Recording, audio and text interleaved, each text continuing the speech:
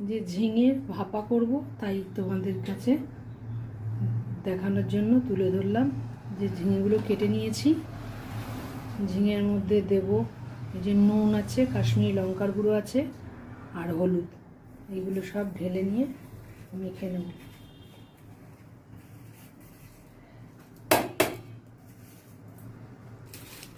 ঝিঙেটা মেখে নেব।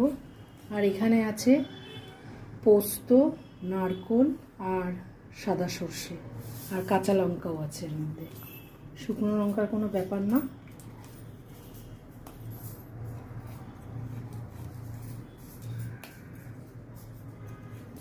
আর একটু তেল নেব, দিয়ে এগুলোকে ভালো করে মাখবো।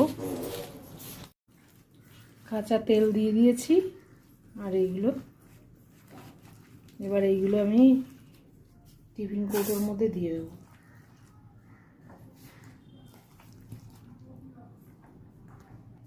এর মধ্যে আবার একটুখানি তেল দিয়ে দিলাম আর একটা কাঁচা লঙ্কা দেওয়া আছে, তবু একটা দিলাম।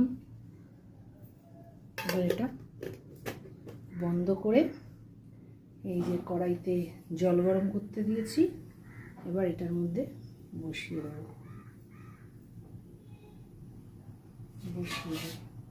এটা গরম হোক, তারপরে এটা চাপা দিয়ে দেবো। এবার এটা চাপা দিয়ে দেবো। এবার এটা হোক 20-25 মিনিট মতন হবে, তারপরে দেখাচ্ছি।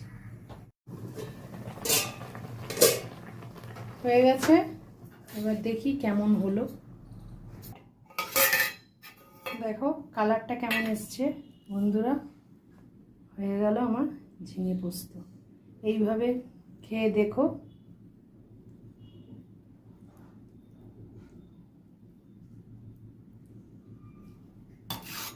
ভালো থেকো, পাশে থেকো, টাটা।